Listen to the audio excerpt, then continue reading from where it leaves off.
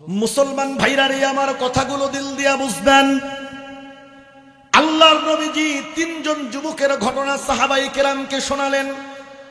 JEE तीनजन जुबक कठिन विपदेर मुहूर्ते भालो काजेर कथा स्मरण करे आल्लाहर काছে দোয়া করার কারণে আল্লাহ তাআলা ওই তিনজন যুবককে কঠিন বিপদ থেকে রক্ষা করেছেন। মুসলমান বন্ধুগণ খুব ভালো করে বুঝবেন, হাদিসের মধ্যে বর্ণিত হয় আল্লাহর নবীজি সাহাবায়ে কেরামকে উদ্দেশ্য করে বলতেছেন, ও সাহাবায়ে কেরাম শোনো, আগের জামানার তিনজন যুবক একসঙ্গে পথ চলতেছিল, চলতে চলতে গভীর রাত হয়ে গেল।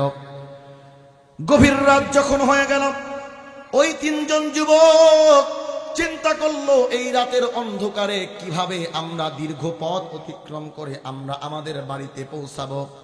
এত রাত্রে গহীন অন্ধকারের মধ্যে পথ চলতে গেলে পথ আমরা হারিয়ে ফেলতে পারি, সুতরাং এত রাতে তো পথ চলা যাবে না। তিনজন যুবক কি করলো, একটা গুহার মধ্যে আশ্রয় নিল। আমার মুসলমান বন্ধুগণ, ওই তিনজন যুবক যখন একটা গুহার মধ্যে আশ্রয় নিল, বৃষ্টি হওয়ার কারণে পাহাড় থেকে একটা পাথর ধসে এসে ওই গুহার মুখটা আটকে গেল। গুহার সামনে পড়ে বড় একটা পাথর দ্বারা গুহার মুখটা আটকে গেল। যুবকেরা বড় চিন্তার মধ্যে পড়ে গেল। এমন অবস্থা হয়ে গেল, আমার মুসলমান বন্ধুগণ, যুবকদের অক্সিজেন পর্যন্ত বন্ধ হয়ে যেতে লাগলো। একজন যুবক আরেকজন যুবকের সঙ্গে পরামর্শ করতে লাগলো, এই কঠিন বিপদ থেকে আমরা কেমন ভাবে রক্ষা পেতে পারি। একজন যুবক আরেকজন যুবককে বলতে লাগলো, আমাদের জীবনের যদি এমন কিছু ভালো কাজ থাকে, এই ভালো কাজের কথা স্মরণ করে যদি আমরা আমাদের রবের কাছে চাইতে পারি, রবের কাছে প্রার্থনা করতে পারি, অবশ্যই অবশ্যই আমাদের রব আমাদেরকে এই বিপদ থেকে রক্ষা করবেন। বলেন সুবহানাল্লাহ। আমার মুসলমান বন্ধুগণ, বান্দার জীবনের ভালো কাজকে স্মরণ করে আল্লাহর কাছে চাইলে আল্লাহ দোয়া কবুল করেন, এটা বোঝাতেই হাদিসটা আপনাদের খেদমতে বর্ণনা করতেছি। খুব ভালো করে বোঝার জন্য চেষ্টা করবেন। যুবকেরা যখন গুহার মধ্যে আটকা পড়ে গেল, গর্তের মধ্যে আটকা পড়ে গেল, গর্তের মুখটা বড় পাথরের দ্বারা মুখটা আটকায়া গেল। যুবক একজন আরেকজনকে বলতে লাগলো, আমাদের জীবনে এমন অনেক ভালো কাজই তো আছে, এমন একটা ভালো কাজের কথা স্মরণ করে আমরা আল্লাহর কাছে চাই, এই বিপদ থেকে আল্লাহর কাছে রক্ষা চাই। আমার মুসলমান বন্ধুগণ, প্রথম যুবক আল্লাহকে ডেকে বললেন, আল্লাহ, আমি এমন একজন যুবক, আমার ঘরে বৃদ্ধ পিতামাতা আছে, আমি একজন রাখাল, সন্তানেরা যতই ক্ষুধার্ত থাকুক না কেন, আমি আমার সন্তানদেরকে আগে দুধ পান করাই না, আগে আমার বৃদ্ধ পিতামাতাকে দুধ পান করাইয়া তৃপ্ত হওয়ার পরে তারপরে আমি আমার সন্তানদেরকে দুধ পান করাই। যুবক আল্লাহকে ডেকে বলতেছেন, আল্লাহ, একদিন বাড়িতে ফিরতে দেরি হয়ে গেল, বাড়িতে ফিরতে অনেক রাত হয়ে গেল। রাত্রে এসে দেখি আমার মা বাবা ক্লান্ত শ্লান্ত অবস্থায়, ক্ষুধার্ত অবস্থায় তারা ঘুমিয়ে পড়েছেন। অপরদিকে আমার ছোট্ট ছোট্ট বাচ্চারা তারা ক্ষুধার্ত অবস্থায় কান্নাকাটি করতেছেন। ওগো আল্লাহ, আমি ছাগলের দুধ দহন করার পরে আমি আমার পিতামাতার বিছানার পাশেই দাঁড়িয়ে থাকলাম।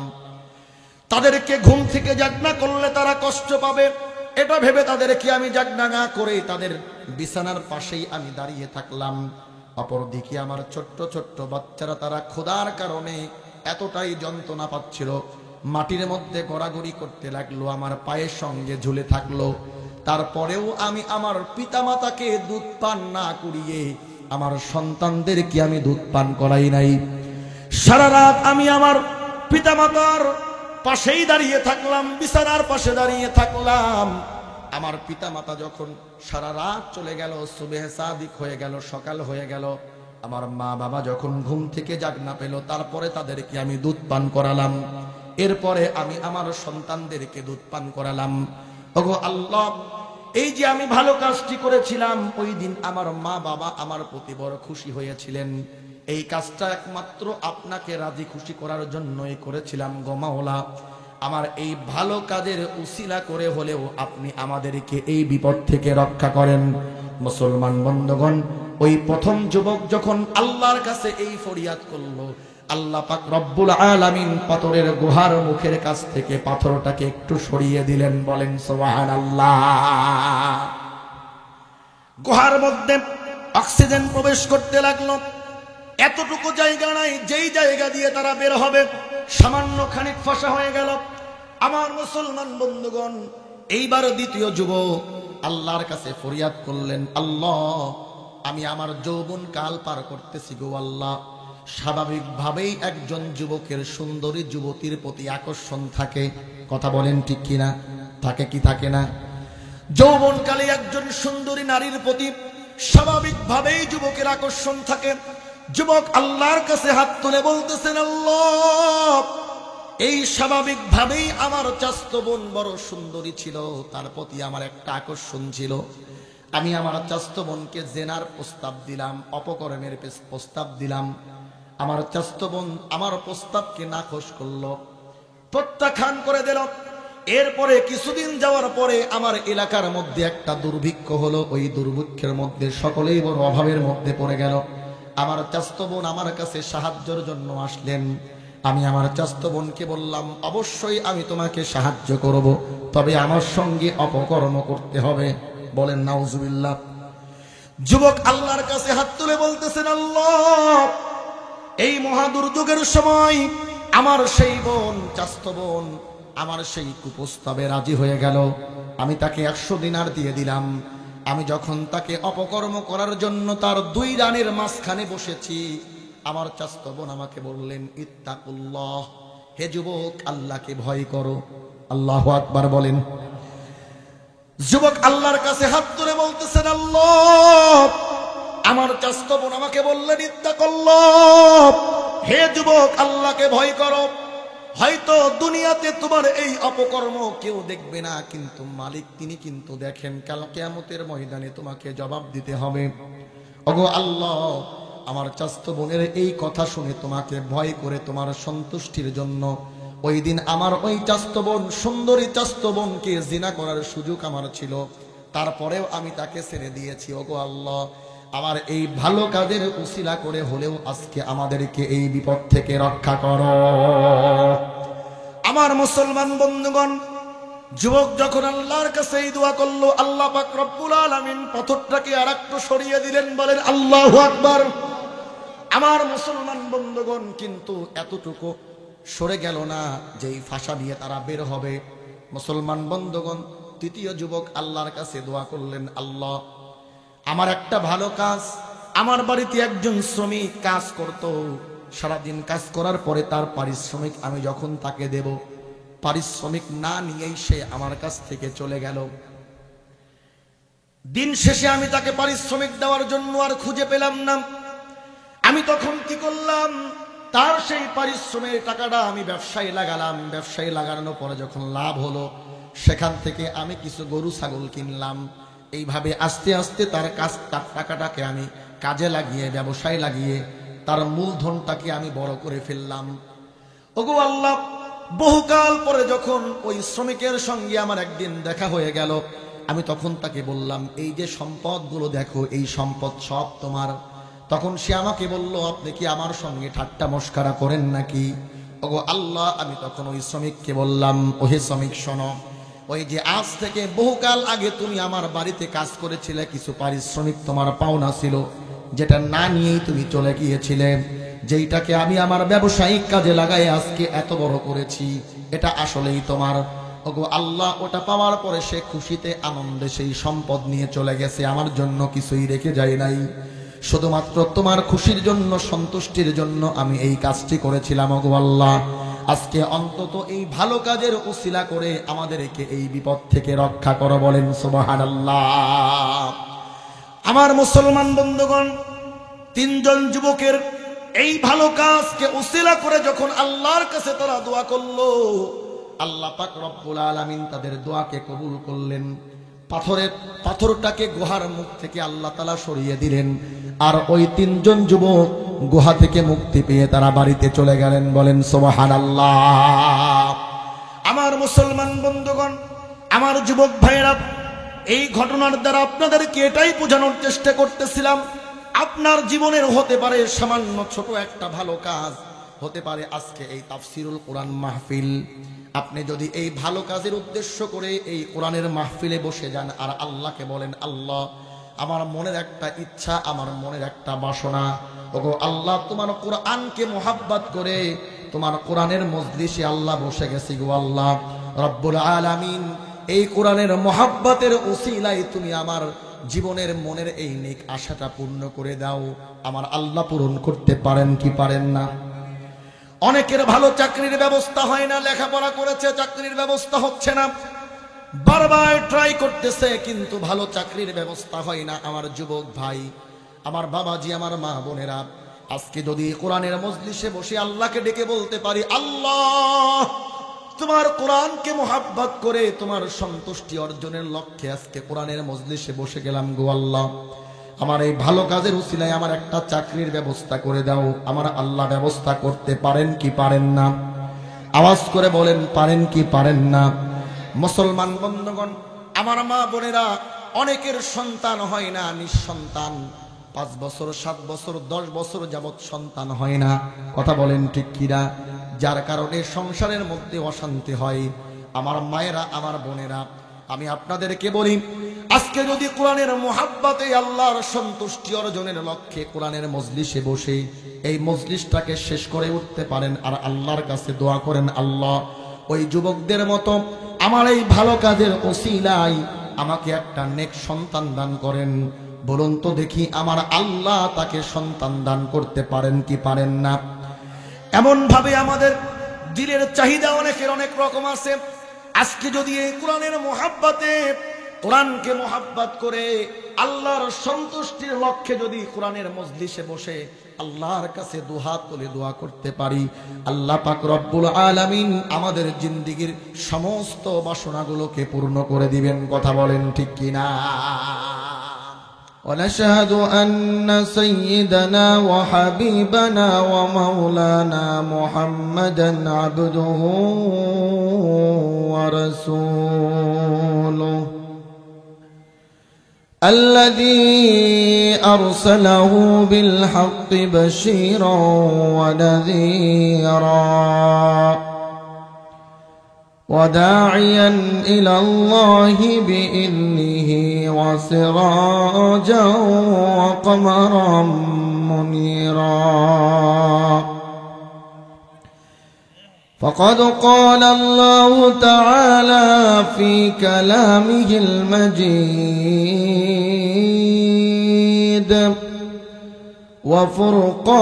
وفرقانه الحميد: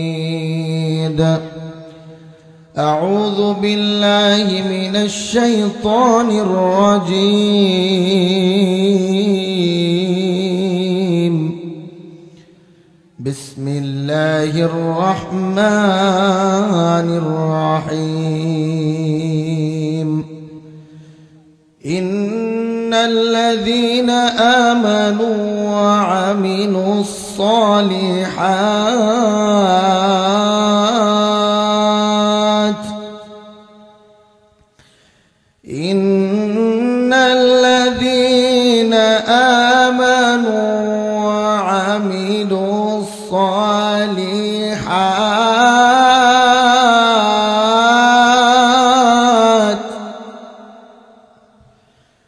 وعملوا الصالحات كانت لهم جنات الفردوس نزلا خالدين فيها لا يبغون عنها حولا. قل لو كان البحر مدادا لكلمات ربي لنفد البحر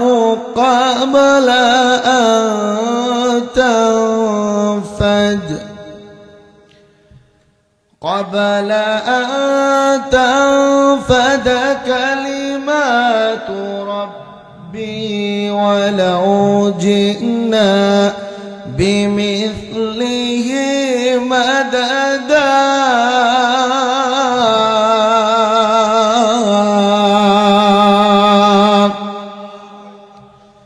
صدقت يا رب العالمين.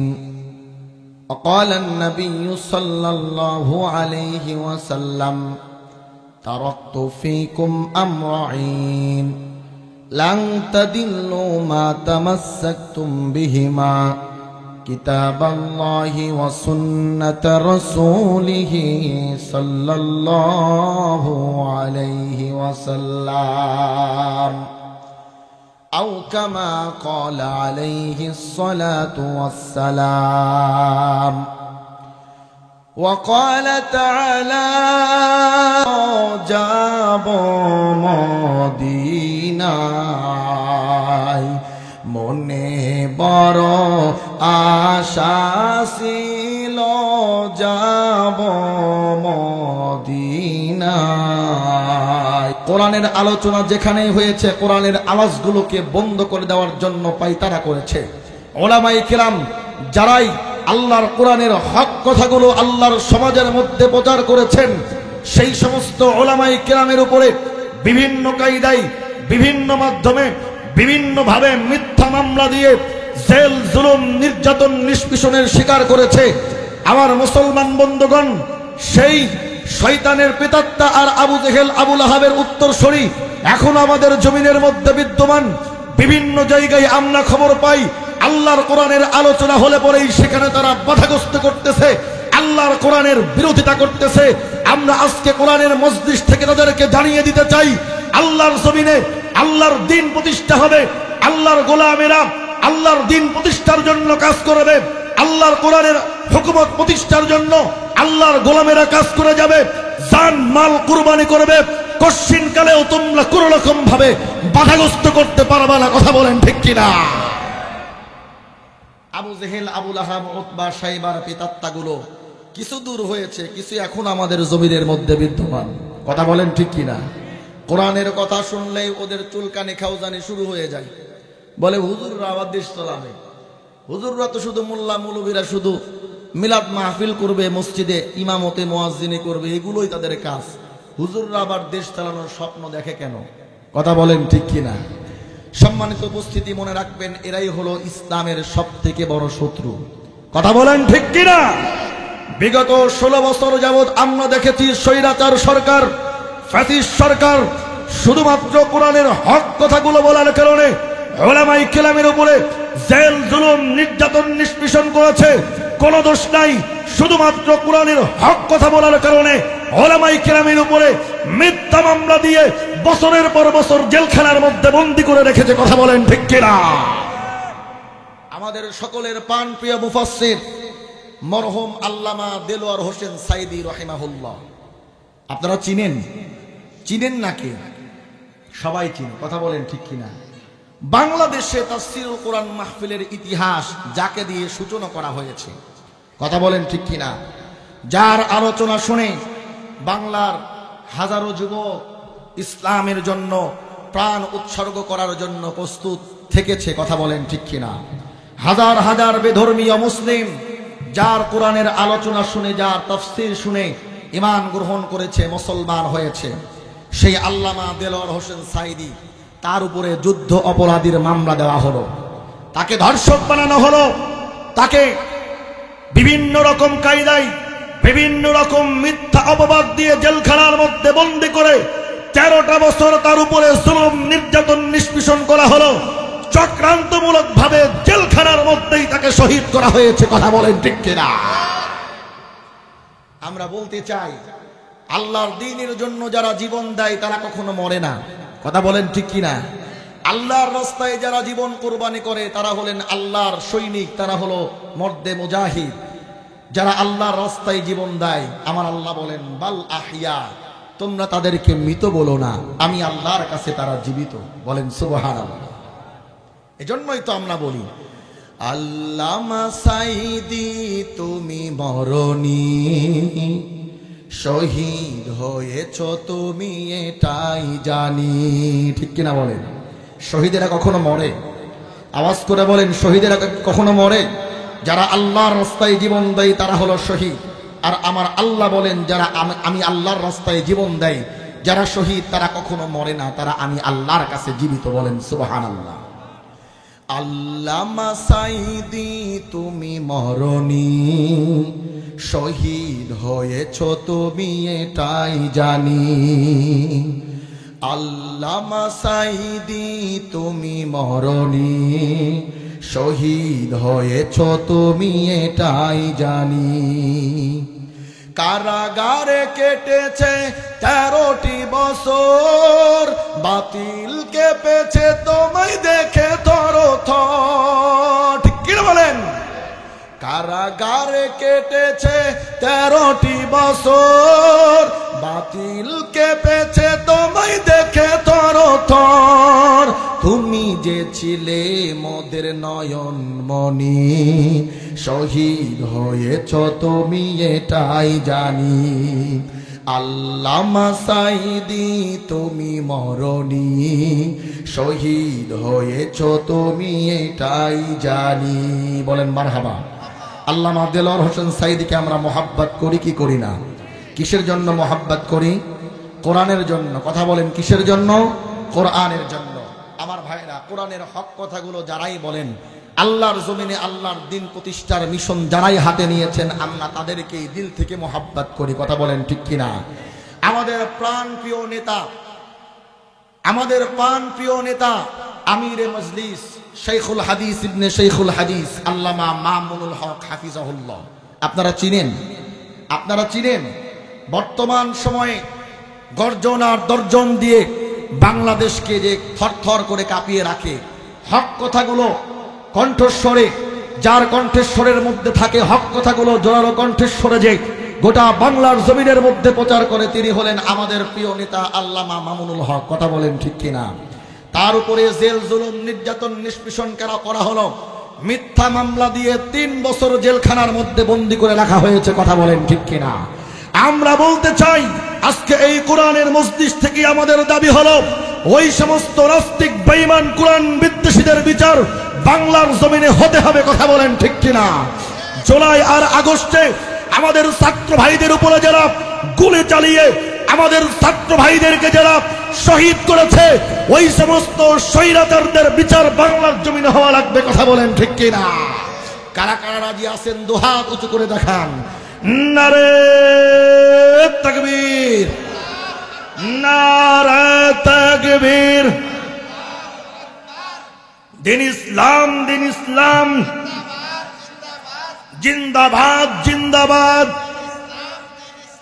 আপনারা কি রাগ করতেছেন?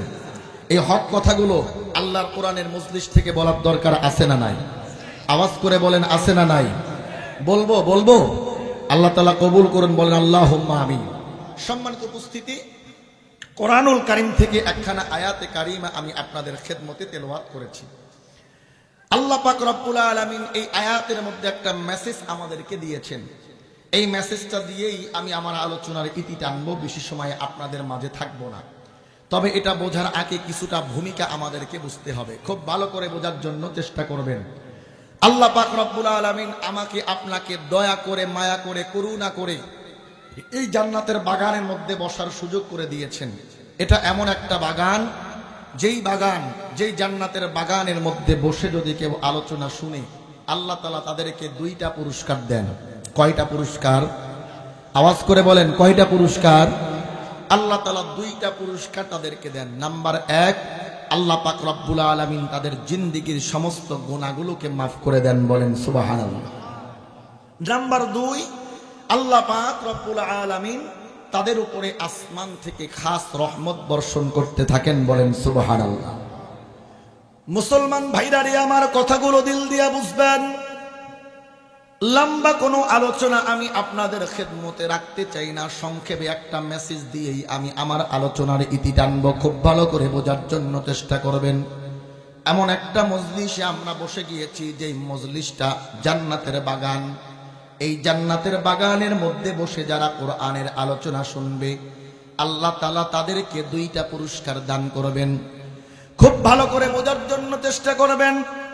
এই পৃথিবীর বুকে আল্লাহ পাক রব্বুল আলামিনের অসংখ্য ফেরেশতা কুল রয়েছে। এই ফেরেশতাদের মধ্য থেকে রহমতের কিছু ফেরেশতা আছে যাদের কাজ হলো আল্লাহর জমিনের মধ্যে বিচরণ করতে থাকা আর খুঁজতে থাকা। কোথায় আল্লাহর গোলামেরা আল্লাহর কোরআন থেকে আলোচনা করতেছে, আর আল্লাহর গোলামেরা আল্লাহর কোরআনের আলোচনা শুনতেছে।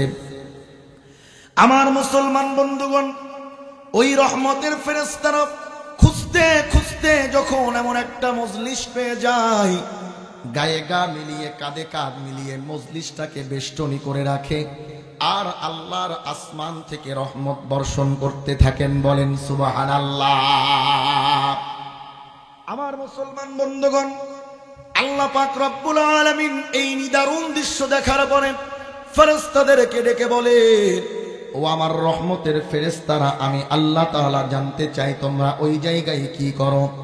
ফেরেশতারা বলেন, রব্বুল আলামিন, আপনার কিছু বান্দা বান্দিরা, আপনার কিছু গোলামেরা আপনার কোরআন থেকে আলোচনা করতেছে, আপনার প্রশংসা বর্ণনা করতেছে, গুণকীর্তন করতেছে, যার কারণে আমরা মজলিসটাকে গায়ে গা মিলিয়ে কাঁধে কাঁধ মিলিয়ে মজলিসটাকে বেষ্টনী করে রেখেছি, আর আপনার আসমান থেকে রহমত বর্ষণ করতেছি। বলেন সুবহানাল্লাহ।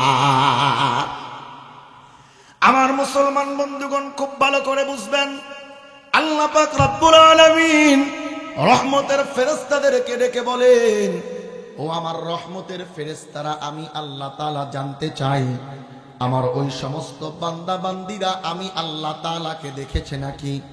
মুসলমান বন্ধুগণ, বলুন তো দেখি, আমরা কি আমাদের রব, আমাদের আল্লাহকে দেখেছি?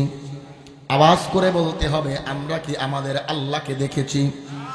আমরা আমাদের রব, আমাদের সৃষ্টিকর্তা আল্লাহকে দেখি নাই, না দেখেই আল্লাহর প্রতি ঈমান এনেছি, যার কারণেই তো আমাদেরকে মুসলমান ইমানদার বলা হয়।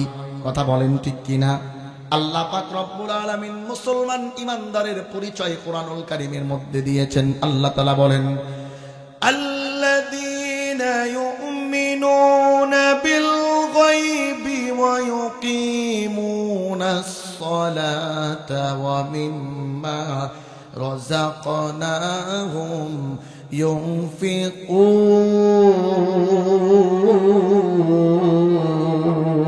ইউনফিকুন। জোরে আওয়াজ করে বলেন আল্লাহু আকবার। আল্লাহ পাক রব্বুল আলামিন বলেন, ইমানদার মুত্তাকি হলো তারা, আল্লাযীনা ইউমিনুনা বিল গায়ব, যারা নাকি গায়েবের প্রতি বিশ্বাস রাখে, এরাই হলো ইমানদার মুত্তাকি। মুসলমান বন্ধুগণ, গায়েব বলা হয় আমরা আল্লাহকে না দেখে বিশ্বাস করি, এটা হলো গায়েব। কথা বলেন ঠিক কিনা? আমরা জান্নাত দেখি নাই, জাহান্নাম দেখি নাই, জান্নাত জাহান্নাম না দেখে জান্নাত জাহান্নামের প্রতি আমরা ঈমান এনেছি। মুসলমান বন্ধুগণ, আমার আল্লাহ কোরআনের শুরুতেই সূরাতুল বাকারার ২য় আয়াতের মধ্যে আল্লাহ তাআলা বর্ণনা করেন, আল্লাহ বলেন, ওরাই হলো ইমানদার মুমিন মুত্তাকি, যারা আমি আল্লাহকে না দেখে, আমি আল্লাহর জান্নাত না দেখে, জাহান্নাম না দেখে আমি আল্লাহর প্রতি ঈমান এনেছে, জান্নাত জাহান্নাম বিশ্বাস করেছে, ওরাই হলো ইমানদার মুত্তাকি। বলেন সুবহানাল্লাহ। আমার মুসলমান বন্ধুগণ, খুব ভালো করে বোঝার জন্য চেষ্টা করবেন। আল্লাহ পাক রব্বুল আলামিন ফেরেশতাদেরকে বলেন, ও ফেরেশতারা, আমি আল্লাহ জানতে চাই আমার এই সমস্ত বান্দা বান্দিরা আমি আল্লাহকে দেখেছে নাকি। ফেরেশতারা বলেন, রব্বুল আলামিন, আপনার এই সমস্ত বান্দা বান্দিরা আপনি আল্লাহকে দেখে নাই। আল্লাহ বলেন, তারা কি আমার জান্নাত দেখেছে? ফেরেশতারা বলেন, আপনারা জান্নাতও দেখে নাই। আল্লাহ বড় প্রশ্ন করেন, তাহলে আমার এই সমস্ত বান্দা বান্দিরা আমি আল্লাহর জাহান্নাম দেখেছে নাকি? ফেরেশতারা বলেন, রব্বুল আলামিন, আপনার এই সমস্ত বান্দা বান্দিরা আপনার জাহান্নামও দেখে নাই। এবার আল্লাহ তাআলা বলেন, ফাউশহিদুহুম ইন্নী ক্বাদ গফারতু লাহুম। ও আমার ফেরেশতারা, তাহলে তোমরা সাক্ষ্য থেকে যাও, আমার যেই সমস্ত বান্দা বান্দিরা আমি আল্লাহকে না দেখে আমি আল্লাহর প্রতি ঈমান এনেছে, আমি আল্লাহর জান্নাত না দেখে জান্নাতের আশা দিলের মধ্যে নিয়ে, জাহান্নাম না দেখে জাহান্নামের ভয় দিলের মধ্যে নিয়ে, যারা নাকি আমি আল্লাহর কোরআনের মজলিসে বসে গেছে, ফেরেশতারা তোমরা সাক্ষ্য থাকো, আমি আল্লাহ তাআলা তাদের জিন্দেগীর সমস্ত গুনাহগুলোকে মাফ করে দিলাম। বলেন সুবহানাল্লাহ। আল্লাহ পাক রব্বুল আলামিন ফেরেশতাদেরকে ডাক দিয়ে বলেন, তোমরা সাক্ষ্য থাকো, আমার যেই সমস্ত বান্দা বান্দিরা আমি আল্লাহর প্রতি ঈমান এনেছে, আমি আল্লাহকে না দেখে আমি আল্লাহকে বিশ্বাস করেছে, আমি আল্লাহর জান্নাত জাহান্নাম দেখি নাই, জান্নাত জাহান্নামের ভয় আশা দিলের মধ্যে নিয়ে কোরআনের মজলিসে বসেছে, তোমরা সাক্ষ্য থাকো আমি আল্লাহ তাদের জিন্দেগীর গুনাহগুলো মাফ করে দিলাম। বলেন সুবহানাল্লাহ। এবার আমি আপনাদের কাছে জানতে চাই, বলুন তো দেখি, আমরা যেই কোরআনের মজলিসে বসেছি কষ্ট করে ঠান্ডার মধ্যে সামিয়ানার নিচে বসে কোরআনের আলোচনা শুনতেছি, আমরা কি বোকার পরিচয় দিয়েছি নাকি বুদ্ধিমানের মতো কাজ করেছি? আওয়াজ করে বলেন। নিঃসন্দেহে আমরা বুদ্ধিমানের কাজ করেছি। অতি চালাক কিছু মুসল্লি আমাদের এলাকার মধ্যে আছে, তারা চিন্তা করতেছে যে এত কষ্ট করে সামিয়ানার নিচে বসে আলোচনা শোনার কি দরকার আছে? চায়ের দোকানে গল্প করতে করতে টিভির পর্দার সামনে বসে বসেই তো হুজুরের আলোচনা শোনা যায়। তো রাত 12টা যখন বাজবে, প্রধান বক্তা যখন আখিরে মোনাজাত দিয়ে দিবে, বাড়িতে গিয়ে বলবে, বউরে হুজুরের আলোচনা শুনে আসলাম। কথা বলেন ঠিক কিনা? এমন কিছু অতি চালাক আমাদের সমাজের মধ্যে আছে না নাই? মুহতারাম হাজিরিন, হয়তো চায়ের দোকানে বসে বা লেপের মধ্যে কাঁথার মধ্যে শুয়ে শুয়ে আরামের ঘুম ঘুমাতে ঘুমাতে হুজুরের আলোচনা শোনা যাবে, কিন্তু আল্লাহর কোরআনের এই মজলিসে বসে কোরআনের আলোচনা শুনলে আল্লাহ তাআলা যেই 2টা পুরস্কারের ঘোষণা দিয়েছেন, ওই 2টা পুরস্কার কি পাওয়া যাবে? আওয়াজ করে বলেন, পাওয়া যাবে? এজন্য আমরা এখনো যারা রাস্তায় আছি, দোকানপাটে আড্ডা দিচ্ছি, আমি অনুরোধ করব, এই জান্নাতের বাগান কিন্তু রাত 12টার পরে আর থাকবে না। কথা বলেন ঠিক কিনা? হতে পারে আপনার জীবনের এই একটা কাজ, এই ভালো কাজের উসিলায় আল্লাহ তাআলা আপনার জিন্দেগীর সমস্ত গুনাহ মাফ করে দিতে পারেন। কথা বলেন ঠিক কিনা? ভালো কাজের উসিলায় আল্লাহ বান্দাকে ক্ষমা করতে পারেন কি পারেন না? ভালো কাজের উসিলায় যে আল্লাহ বান্দাকে ক্ষমা করতে পারেন তার দৃষ্টান্ত একটা হাদিস থেকে আপনাদেরকে দিচ্ছি। মুসলমান ভাইরা রে, আমার কথাগুলো দিল দিয়া বুঝবেন। আল্লাহর নবীজি 3 জন যুবকের ঘটনা সাহাবায়ে কেরামকে শোনালেন। যেই 3 জন যুবক কঠিন বিপদের মুহূর্তে ভালো কাজের কথা স্মরণ করে আল্লাহর কাছে দোয়া করার কারণে আল্লাহ তাআলা ওই 3 জন যুবককে কঠিন বিপদ থেকে রক্ষা করেছেন। মুসলমান বন্ধুগণ, খুব ভালো করে বুঝবেন, হাদিসের মধ্যে বর্ণিত হয় আল্লাহর নবীজি সাহাবায়ে কেরামকে উদ্দেশ্য করে বলতেছেন, ও সাহাবায়ে কেরাম শোনো, আগের জামানার 3 জন যুবক একসঙ্গে পথ চলতেছিল, চলতে চলতে গভীর রাত হয়ে গেল। গভীর রাত যখন হয়ে গেল, ওই 3 জন যুবক চিন্তা করলো এই রাতের অন্ধকারে কিভাবে আমরা দীর্ঘ পথ অতিক্রম করে আমরা আমাদের বাড়িতে পৌঁছাবো। এত রাত্রে গহীন অন্ধকারের মধ্যে পথ চলতে গেলে পথ আমরা হারিয়ে ফেলতে পারি, সুতরাং এত রাতে তো পথ চলা যাবে না। 3 জন যুবক কি করলো? একটা গুহার মধ্যে আশ্রয় নিল। আমার মুসলমান বন্ধুগণ, ওই 3 জন যুবক যখন একটা গুহার মধ্যে আশ্রয় নিল, বৃষ্টি হওয়ার কারণে পাহাড় থেকে একটা পাথর ধসে এসে ওই গুহার মুখটা আটকে গেল। গুহার সামনে পড়ে বড় একটা পাথর দ্বারা গুহার মুখটা আটকে গেল।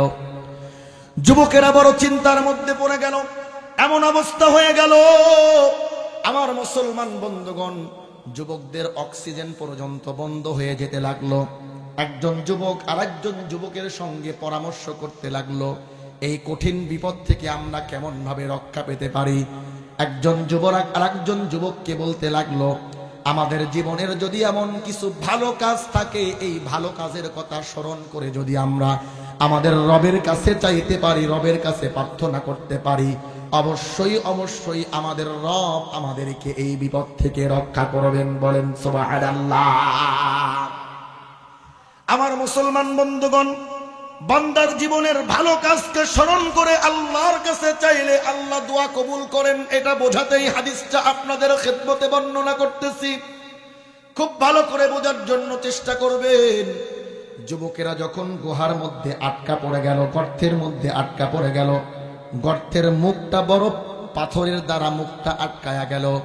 যুবক একজন আরেকজনকে বলতে লাগলো, আমাদের জীবনে এমন অনেক ভালো কাজই তো আছে, এমন একটা ভালো কাজের কথা স্মরণ করে আমরা আল্লাহর কাছে চাই, এই বিপদ থেকে আল্লাহর কাছে রক্ষা চাই। আমার মুসলমান বন্ধুগণ, প্রথম যুবক আল্লাহকে ডেকে বললেন, আল্লাহ, আমি এমন একজন যুবক আমার ঘরে বৃদ্ধ পিতামাতা আছে, আমি একজন রাখাল, সন্তানেরা যতই ক্ষুধার্ত থাকুক না কেন আমি আমার সন্তানদেরকে আগে দুধ পান করাই না, আগে আমার বৃদ্ধ পিতামাতাকে দুধ পান করাইয়া তৃপ্ত হওয়ার পরে তারপরে আমি আমার সন্তানদেরকে দুধ পান করাই। যুবক আল্লাহকে ডেকে বলতেছেন, আল্লাহ, একদিন বাড়িতে ফিরতে দেরি হয়ে গেল, বাড়িতে ফিরতে অনেক রাত হয়ে গেল। রাত্রে এসে দেখি আমার মা বাবা ক্লান্ত অবস্থায়, ক্ষুধার্ত অবস্থায় তারা ঘুমিয়ে পড়েছেন। অপরদিকে আমার ছোট্ট ছোট্ট বাচ্চারা তারা ক্ষুধার্ত অবস্থায় কান্নাকাটি করতেছেন। ওগো আল্লাহ, আমি ছাগলের দুধ দহন করার পরে আমি আমার পিতামাতার বিছানার পাশেই দাঁড়িয়ে থাকলাম। তাদেরকে ঘুম থেকে জাগনা করলে তারা কষ্ট পাবে, এটা ভেবে তাদেরকে আমি জাগনা না করে তাদের বিছানার পাশেই আমি দাঁড়িয়ে থাকলাম।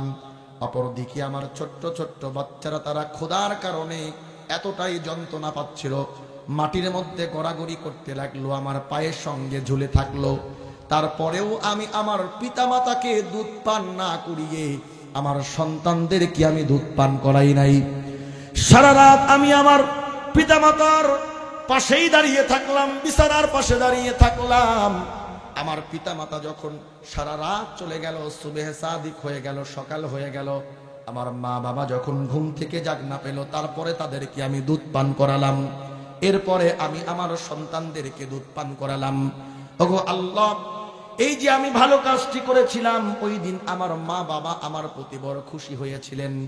এই কাজটা একমাত্র আপনাকে রাজি খুশি করার জন্যই করেছিলাম গো মাওলা। আমার এই ভালো কাজের উসিলা করে হলেও আপনি আমাদেরকে এই বিপদ থেকে রক্ষা করেন।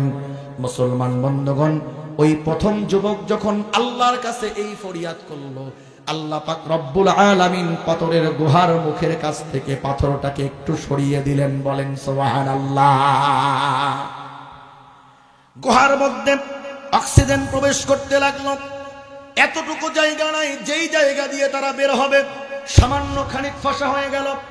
আমার মুসলমান বন্ধুগণ, এইবার দ্বিতীয় যুবক আল্লাহর কাছে ফরিয়াদ করলেন, আল্লাহ, আমি আমার যৌবন কাল পার করতেছি গো আল্লাহ। স্বাভাবিকভাবেই একজন যুবকের সুন্দরী যুবতীর প্রতি আকর্ষণ থাকে, কথা বলেন ঠিক কিনা? থাকে কি থাকে না?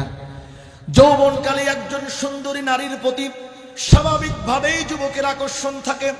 যুবক আল্লাহর কাছে হাত তুলে বলতেছেন, আল্লাহ, এই স্বাভাবিকভাবেই আমার চাচাতো বোন বড় সুন্দরী ছিল, তার প্রতি আমার একটা আকর্ষণ ছিল। আমি আমার চাচাতো বোনকে জেনার প্রস্তাব দিলাম, অপকর্মের প্রস্তাব দিলাম। আমার চাচাতো বোন আমার প্রস্তাবকে নাকচ করলো, প্রত্যাখ্যান করে দিল। এরপরে কিছুদিন যাওয়ার পরে আমার এলাকার মধ্যে একটা দুর্ভিক্ষ হলো। ওই দুর্ভিক্ষের মধ্যে সকলেই বড় অভাবের মধ্যে পড়ে গেল। আমার চাচাতো বোন আমার কাছে সাহায্যের জন্য আসলেন। আমি আমার চাচাতো বোনকে বললাম, অবশ্যই আমি তোমাকে সাহায্য করব, তবে আমার সঙ্গে অপকর্ম করতে হবে। বলেন নাউজুবিল্লাহ। যুবক আল্লাহর কাছে হাত তুলে বলতেছেন, আল্লাহ, এই মহা দুর্যোগের সময় আমার সেই বোন, চাচাতো বোন আমার সেই কুপ্রস্তাবে রাজি হয়ে গেল। আমি তাকে 100 দিনার দিয়ে দিলাম। আমি যখন তাকে অপকর্ম করার জন্য তার 2 রানের মাঝখানে বসেছি, আমার চাচাতো বোন আমাকে বললেন, ইত্তাকুল্লাহ, হে যুবক, আল্লাহকে ভয় করো। আল্লাহু আকবার বলেন। যুবক আল্লাহর কাছে হাত তুলে বলতেছেন, আল্লাহ, আমার চাচাতো বোন আমাকে বললেন, ইত্তাকুল্লাহ, হে যুবক, আল্লাহকে ভয় করো। হয়তো দুনিয়াতে তোমার এই অপকর্ম কেউ দেখবে না, কিন্তু মালিক তিনি কিন্তু দেখেন। কাল কিয়ামতের ময়দানে তোমাকে জবাব দিতে হবে। ওগো আল্লাহ, আমার চাচাতো বোনের এই কথা শুনে তোমাকে ভয় করে তোমার সন্তুষ্টির জন্য ওই দিন আমার ওই চাচাতো বোন, সুন্দরী চাচাতো বোনকে জিনা করার সুযোগ আমার ছিল, তারপরেও আমি তাকে ছেড়ে দিয়েছি। ওগো আল্লাহ, আমার এই ভালো কাজের উসিলা করে হলেও আজকে আমাদেরকে এই বিপদ থেকে রক্ষা করো। আমার মুসলমান বন্ধুগণ, যুবক যখন আল্লাহর কাছে এই দোয়া করলো, আল্লাহ পাক রব্বুল আলামিন পাথরটাকে আরেকটু সরিয়ে দিলেন। বলেন আল্লাহু আকবার। আমার মুসলমান বন্ধুগণ, কিন্তু এতটুকু সরে গেল না যেই ফাঁসা নিয়ে তারা বের হবে। মুসলমান বন্ধুগণ, তৃতীয় যুবক আল্লাহর কাছে দোয়া করলেন, আল্লাহ, আমার একটা ভালো কাজ আমার বাড়িতে একজন শ্রমিক কাজ করত, সারাদিন কাজ করার পরে তার পারিশ্রমিক আমি যখন তাকে দেব, পারিশ্রমিক না নিয়েই সে আমার কাছ থেকে চলে গেল। দিন শেষে আমি তাকে পারিশ্রমিক দেওয়ার জন্য আর খুঁজে পেলাম না। আমি তখন কি করলাম, তার সেই পারিশ্রমের টাকাটা আমি ব্যবসায় লাগালাম। ব্যবসায় লাগানোর পরে যখন লাভ হলো, সেখান থেকে আমি কিছু গরু ছাগল কিনলাম। এইভাবে আস্তে আস্তে তার টাকাটাকে আমি কাজে লাগিয়ে, ব্যবসায় লাগিয়ে তার মূলধনটাকে আমি বড় করে ফেললাম। ওগো আল্লাহ, বহুকাল পরে যখন ওই শ্রমিকের সঙ্গে আমার একদিন দেখা হয়ে গেল, আমি তখন তাকে বললাম, এই যে সম্পদগুলো দেখো, এই সম্পদ সব তোমার। তখন সে আমাকে বলল, আপনি কি আমার সঙ্গে ঠাট্টা মস্করা করেন নাকি? ওগো আল্লাহ, আমি তখন ওই শ্রমিককে বললাম, ওহে শ্রমিক শোনো, ওই যে আজ থেকে বহুকাল আগে তুমি আমার বাড়িতে কাজ করেছিলে, কিছু পারিশ্রমিক তোমার পাওনা ছিল, যেটা না নিয়েই তুমি চলে গিয়েছিলে, যেইটাকে আমি আমার ব্যবসায়িক কাজে লাগাই আজকে এত বড় করেছি, এটা আসলেই তোমার। ওগো আল্লাহ, ওটা পাওয়ার পরে সে খুশিতে আনন্দে সেই সম্পদ নিয়ে চলে গেছে, আমার জন্য কিছুই রেখে যায় নাই। শুধুমাত্র তোমার খুশির জন্য, সন্তুষ্টির জন্য আমি এই কাজটি করেছিলাম। ওগো আল্লাহ, আজকে অন্তত এই ভালো কাজের উসিলা করে আমাদেরকে এই বিপদ থেকে রক্ষা করো, বলেন সুবহানাল্লাহ। আমার মুসলমান বন্ধুগণ, তিনজন যুবকের এই ভালো কাজকে উসিলা করে যখন আল্লাহর কাছে তারা দোয়া করলো, আল্লাহ পাক রব্বুল আলামিন তাদের দোয়াকে কবুল করলেন। পাথরটাকে গুহার মুখ থেকে আল্লাহ তাআলা সরিয়ে দিলেন, আর ওই তিনজন যুবক গুহা থেকে মুক্তি পেয়ে তারা বাড়িতে চলে গেলেন, বলেন সুবহানাল্লাহ। আমার মুসলমান বন্ধুগণ, আমার যুবক ভাইয়েরা, এই ঘটনার দ্বারা আপনাদেরকে এটাই বোঝানোর চেষ্টা করতেছিলাম, আপনার জীবনের হতে পারে সামান্য ছোট একটা ভালো কাজ, হতে পারে আজকে এই তাফসিরুল কোরআন মাহফিল। আপনি যদি এই ভালো কাজের উদ্দেশ্য করে এই কোরআনের মাহফিলে বসে যান আর আল্লাহকে বলেন, আল্লাহ, আমার মনের একটা ইচ্ছা, আমার মনের একটা বাসনা, ওগো আল্লাহ, তোমার কোরআনকে মোহাব্বত করে তোমার কোরআনের মজলিসে আল্লাহ বসে গেছি গো আল্লাহ রব্বুল আলামিন, এই কোরআনের মোহাব্বতের উসিলায় তুমি আমার জীবনের মনের এই নেক আশাটা পূর্ণ করে দাও। আমার আল্লাহ পূরণ করতে পারেন কি পারেন না?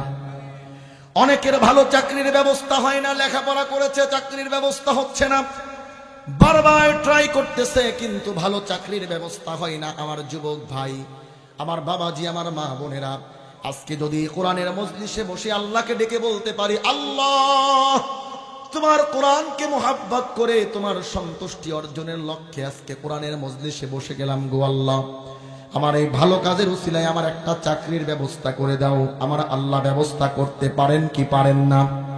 আওয়াজ করে বলেন, পারেন কি পারেন না? মুসলমান বন্ধুগণ, আমার মা বোনেরা, অনেকের সন্তান হয় না, নিঃসন্তান, 5 বছর 7 বছর 10 বছর যাবৎ সন্তান হয় না, কথা বলেন ঠিক কিনা? যার কারণে সংসারের মধ্যে অশান্তি হয়।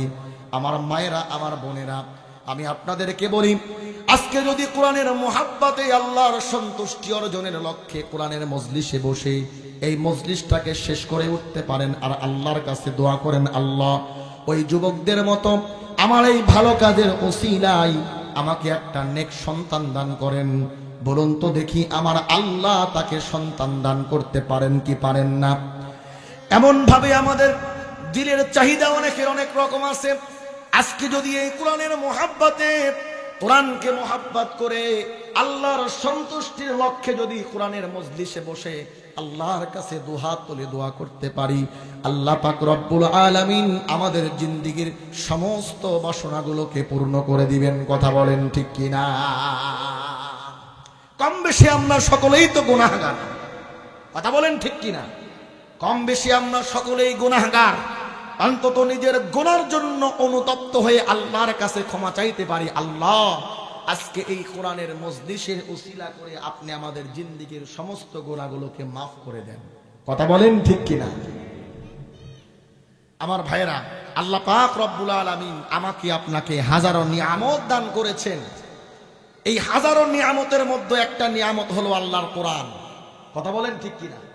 আমাদেরকে মুসলমানের ঘরে জন্ম দিলেন, মুসলমান পরিচয় দিয়ে আমাদেরকে দুনিয়ার বুকে পাঠিয়েছেন, এটা আল্লাহর বড় একটা নিয়ামত, কথা বলেন ঠিক কিনা?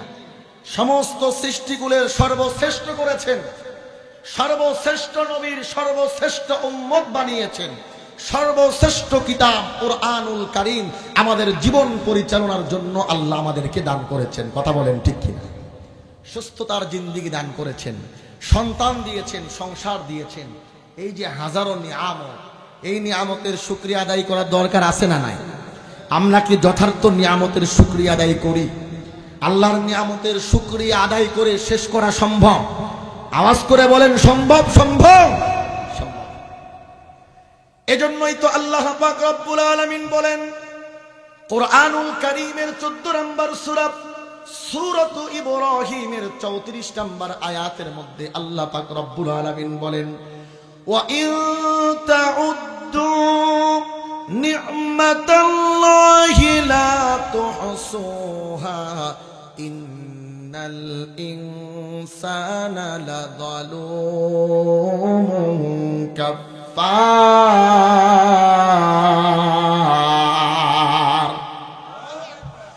আল্লাহ পাক রব্বুল আলামিন বলেন বান্দারে, আমি আল্লাহ তাআলা তোমাকে যেই নিয়ামত দান করেছি, এই নিয়ামতগুলোকে যদি তুমি একটা একটা করে গণনা করতে থাকো আর নিয়ামতের শুকরিয়া আদায় করতে থাকো, আমি আল্লাহ তোমাকে যেই দীর্ঘ হায়াতে জিন্দেগি দান করেছি, তোমার এই হায়াত ফুরিয়ে যাবে।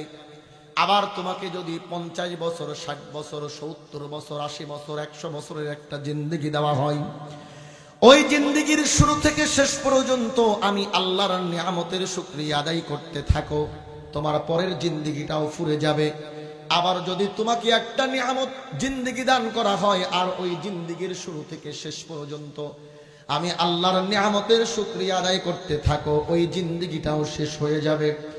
এভাবে হাজারটা জীবন তোমাকে দান করা হয়, আর আমি আল্লাহ যেই নিয়ামত দান করেছি এই নিয়ামতের শুকরিয়া যদি তুমি আদায় করতে থাকো, হাজারটা জীবন তোমার ফুরে যাবে, তারপরেও আমি আল্লাহর নিয়ামতের শুকরিয়া আদায় করে শেষ করতে পারবা না। কথা বলেন ঠিক কিনা?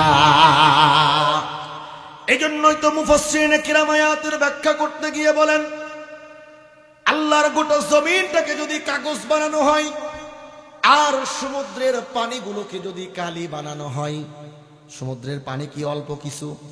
কথা বলেন। মুসলমান বন্ধুগণ, আল্লাহর জমিনে এমন সমুদ্রেও তো আছে আজ পর্যন্ত যার তলদেশ বিজ্ঞানীরা খুঁজে পায় নাই। আল্লাহু আকবার বলেন। মুফাসসিরিনে কেরাম বলেন, ওই সমুদ্রের পানিগুলোকে যদি কালি বানানো হয় আর পৃথিবীর সমস্ত বন জঙ্গলের লাকড়িগুলোকে যদি কলম বানানো হয় আর আল্লাহর নিয়ামতগুলো লিখতে থাকা যায়, নিয়ামতের শুকরিয়া লিখতে থাকা যায়, জমিন ফুরে যাবে, সমুদ্রের পানিগুলো সব শুকিয়ে যাবে, এরপরেও আল্লাহর নিয়ামতের শুকরিয়া আদায় করে শেষ করা সম্ভব হবে না। কথা বলেন ঠিক কিনা? তু মুঝে আসমা দিয়া আর তু মুঝে রাস্তা দিয়া, तू मुझे आसमां दिया और तू मुझे रास्ता दिया, निअमतों से भर दिया और सबसे बेहतर कर दिया, निअमतों से भर दिया और सबसे बेहतर कर दिया, मेरे सर से पांव तक तेरे सनाअत सब दिया, मेरे सर से पांव तक तेरे सनाअत सब दिया, देखने को आंखों देकर बोलने को लब दिया, देखने को आंखों देकर बोलने को लब दिया। আল্লাহু আকবার বলেন। কবিতার ভাষায় বলতেছেন, আল্লাহ আপনি আমাদের মাথার উপরে 7 স্বরূপ আসমানকে দিয়েছেন। কথা বলেন ঠিক কিনা? চলার জন্য জমিনটাকে রাস্তা বানিয়ে দিয়েছেন, মাথা থেকে পা পর্যন্ত নিয়ামত দ্বারা ভরপুর করেছেন, দেখার জন্য চক্ষু দিয়েছেন, বলার জন্য জবান দিয়েছেন। মুসলমান বন্ধুগণ, একজন মানুষকে আল্লাহ যত নিয়ামত দিয়েছেন অন্য কোন প্রাণীকে এমন নিয়ামত আল্লাহ দেন নাই। কথা বলেন ঠিক কিনা? এত সুন্দর করে আল্লাহ তাআলা মানব জাতিকে সৃষ্টি করলেন। পৃথিবীর মধ্যে যত সুন্দর সুন্দর পাখিগুলো দেখি, ফুলগুলো দেখি, ফলগুলো দেখি, আর বিশাল বিশাল জন্তু জানোয়ারগুলো দেখি, মুসলমান বন্ধুগণ আল্লাহ পাক রব্বুল আলামিন এই সৃষ্টিকুলকে সৃষ্টি করার জন্য আমার আল্লাহর কুদরতি হাতের ব্যবহার করার দরকার হয় নাই। আল্লাহু আকবার বলেন। আমার মালিক কোন বলেন আর ফায়াকুন হয়ে যায়। জঙ্গলের বিশাল বিশাল হাতিগুলোকে আমার মালিকের সৃষ্টি করার জন্য কুদরতি হাতের প্রয়োজন হয় নাই। সমুদ্রের বিশাল বড় বড় তিমি মাছগুলোকে সৃষ্টি করতে আমার মালিকের হাতের প্রয়োজন হয় নাই। আমার মালিক বলেন কোন আর ফায়াকুন হয়ে যায়। আল্লাহু আকবার বলেন। বিশাল বড় বড় পাহাড়গুলো দেখি, যেই পাহাড় দ্বারা আল্লাহ তাআলা জমিনটাকে স্থির রেখেছেন। এই যে জমিনের মধ্যে আমরা বসবাস করি, এই জমিনটাকে আল্লাহ তাআলা পানির উপরে ভাসমান রেখেছেন। আর এইটাকে স্থির রাখার জন্য আল্লাহ তাআলা পেরেক স্বরূপ বিশাল বড় বড় পাহাড়কে সৃষ্টি করেছেন। মুসলমান বন্ধুগণ, এই বিশাল বড় বড় পাহাড় তৈরি করার জন্য আমার মালিকের কুদরতি হাতের প্রয়োজন হয় নাই। আমার মালিক কোন বলেন আর ফায়াকুন হয়ে যায়। আল্লাহু আকবার বলেন। কিন্তু এই যে মানুষের চেহারা, এই যে সুন্দর চেহারাটা দেখে, আমার মালিক মানুষের সুন্দর চেহারাটাকে নিজ কুদরতি হাত দ্বারা সৃষ্টি করেছেন। বলেন সুবহানাল্লাহ। এই জন্যই তো মানব জাতি সম্পর্কে আল্লাহ তাআলা কোরআনের মধ্যে বর্ণনা দেন। কোরআনুল কারীমের 95 নম্বর সূরা সূরাতুত তিনের মধ্যে আমার আল্লাহ 4টা জিনিসের কসম করেন। কয়টা জিনিস বলেন? বলুন তো দেখি। বান্দাকে কোনো কথা বিশ্বাস করানোর জন্য আমার আল্লাহর কসম করার দরকার আছে নাকি? আওয়াজ করে বলেন, দরকার আছে নাকি? তাহলে আল্লাহ কেন কসম করলেন? মুসলমান বন্ধুগণ, আমরা একজন আরেকজনকে কোনো কথা বিশ্বাস করার জন্য, বিশ্বাস করানোর জন্য কসম করি। আল্লাহর কসম, খোদার কসম, মায়ের কসম, বাবার কসম করি কি করি না? কথা বলেন ঠিক কিনা? যদিও আল্লাহর কসম ছাড়া অন্য কোন জিনিসের কসম বৈধ নাই, জায়েজ নাই। আমার মুসলমান বন্ধুগণ, বান্দাকে কোনো কথা বিশ্বাস করানোর জন্য আমার আল্লাহর কসম করে বিশ্বাস করানোর দরকার নাই। আল্লাহ এরপরেও কেন 4টা জিনিসের কসম করলেন? মুফাসসিরিনে কেরাম বলেন, আল্লাহ যখন কোনো গুরুত্বপূর্ণ বিষয় সম্পর্কে বলতে যান তখন কসম করেন। আল্লাহু আকবার বলেন। আল্লাহ তাআলা মানব জাতি সম্পর্কে বলতে গিয়ে 4টা জিনিসের কসম করলেন। তাফসীর ভালো করে বুঝবেন, খুব ভালো করে বোঝার জন্য চেষ্টা করবেন।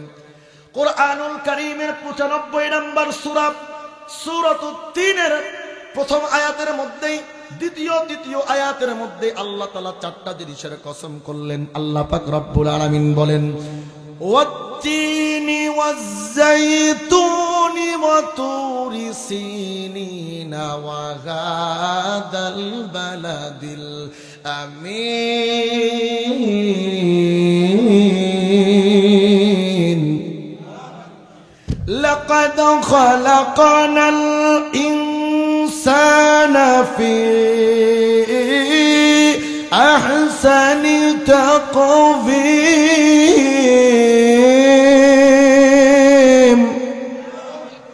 আল্লাহ পাক রব্বুল আলামিন বলেন, 3 ফলের কসম, ওয়াজ-যাইতুন, যাইতুনের কসম, ওয়া তুরি সিনিন, সিনাই পর্বতের কসম, ওয়া হাদাল বালাদিল আমিন, ওই নিরাপদ শহরের কসম, যেই নিরাপদ শহরে আমি আল্লাহ তাআলা আমার কোরআনকে নাজিল করেছি।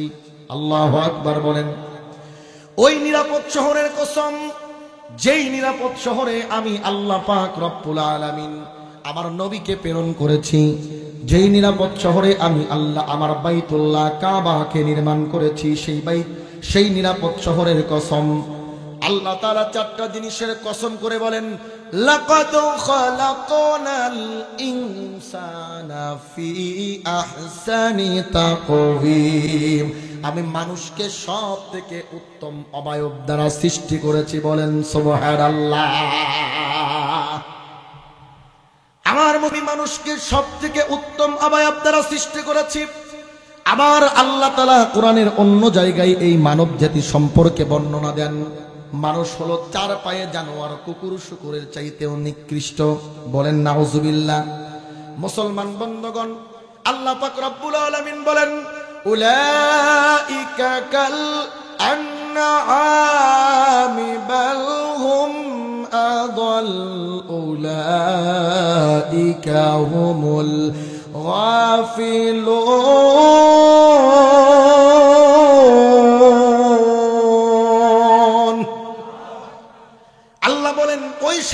লোকেরা যাদেরকে আমি আল্লাহ তাআলা নিয়ামত দ্বারা ভরপুর করেছি কিন্তু নিয়ামতের শুকরিয়া আদায় করে না। মুসলমান বন্ধুগণ, আল্লাহ আমাদেরকে চোখ নামক নিয়ামত দিলেন, কিন্তু এই নিয়ামতের শুকরিয়া আমরা আদায় করি না। কথা বলেন ঠিক কিনা? আল্লাহ তাআলা কান দিলেন, এই কানের মধ্যে ইয়ারফোন লাগিয়ে আমরা গান বাজনা শুনি, কিন্তু আল্লাহর কোরআনের আলোচনাগুলো শুনতে চাই না। কথা বলেন ঠিক কিনা? আল্লাহ তাআলা বান্দাকে অনুধাবনের জন্য অন্তর দিলেন, অন্তরের মধ্যে বান্দা শুধু দুনিয়ার মোহাব্বত ভালোবাসা দিয়ে ভরপুর করে রাখে, আল্লাহর নবীর মোহাব্বত দিলের মধ্যে থাকে না। কথা বলেন ঠিক কিনা?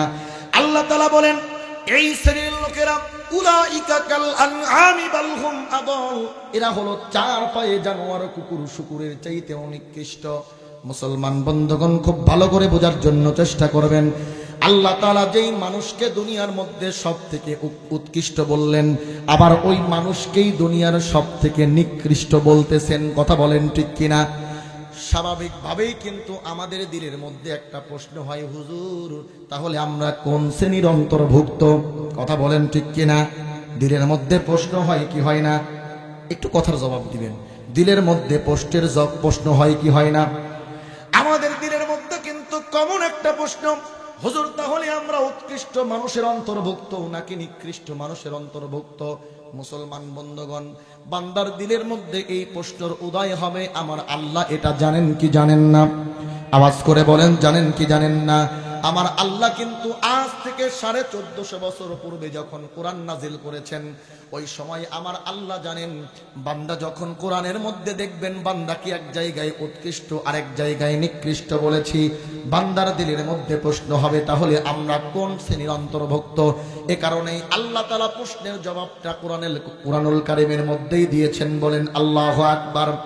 কোরআনুল কারীমের 55 নম্বর সূরা সূরাতুর রহমান 1, 2, 3 নম্বর আয়াতের মধ্যে আল্লাহ বলেন, আর রহমানু আল্লামাল কুরআন খালাকাল ইনসান।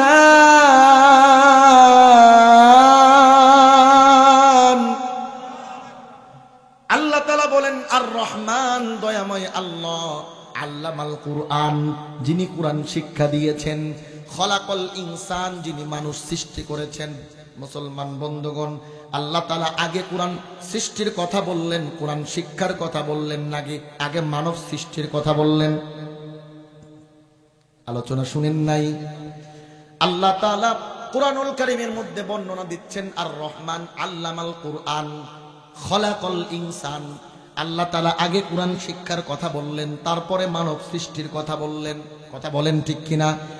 আল্লাহ পাক রব্বুল আলামিন বলতেছেন, আল্লামাল কুরআন, আমি আল্লাহ কোরআন শিক্ষা দিয়েছি, খলাকল ইনসান, এরপরে মানব সৃষ্টি করেছি। মুসলমান বন্ধুগণ, আমাদের বিবেক তো বলে, আমাদের ব্রেন তো আমাদেরকে মেসেজ দেয়, আগে মানুষ সৃষ্টি হবে তারপরে কোরআন শিক্ষা অর্জন করবে। কথা বলেন ঠিক কিনা? স্বাভাবিকভাবেই আমরা আমাদের সন্তানকে যখন নুরানি মক্তবে পাঠাই বা মাদ্রাসায় দেই, সন্তানের বয়স 6-7 হওয়া লাগে। কথা বলেন ঠিক কিনা? আমাদের ব্রেন বলতেছে, আমাদের বিবেক বলতেছে আগে মানুষ সৃষ্টি হবে তারপরে কোরআন শিক্ষা অর্জন করবে, কিন্তু আল্লাহ বলেন আগে কোরআন শিক্ষা অর্জন করবে তারপরে মানব সৃষ্টি হবে। মুসলমান বন্ধুগণ, আমার মালিক উল্টো কথা কেন বললেন?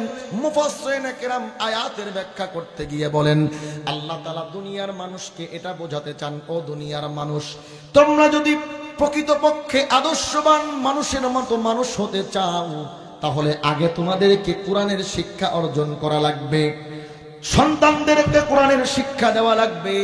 কোরআনের শিক্ষা যারা দেয়, সাহেবে কোরআন উলামায়ে কেরাম যারা আছে, তাদের সঙ্গে বন্ধুত্ব করা লাগবে। আল্লাহর কোরআনের হুকুমত প্রতিষ্ঠার জন্য ইসলামী আন্দোলনে তোমাদেরকে নাম লেখা দেওয়া লাগবে। আল্লাহর দ্বীন জমিনের মধ্যে প্রতিষ্ঠার জন্য জান মাল কুরবানি করতে হবে। আল্লাহর কোরআনের সঙ্গে যদি তোমাদের বন্ধুত্ব থাকে, আল্লাহর কোরআনকে আল্লাহর জমিনের মধ্যে প্রতিষ্ঠার জন্য, বাস্তবায়নের জন্য, পরিবারের মধ্যে, সমাজের মধ্যে, রাষ্ট্রের মধ্যে আল্লাহর কোরআনের আইন বাস্তবায়নের জন্য যদি তোমরা জান মাল কুরবানি করতে পারো, আল্লাহর কোরআনকে বন্ধু বানাতে পারো, তাহলে তোমরা সমাজের মধ্যে উৎকৃষ্ট মানুষের অন্তর্ভুক্ত হবে।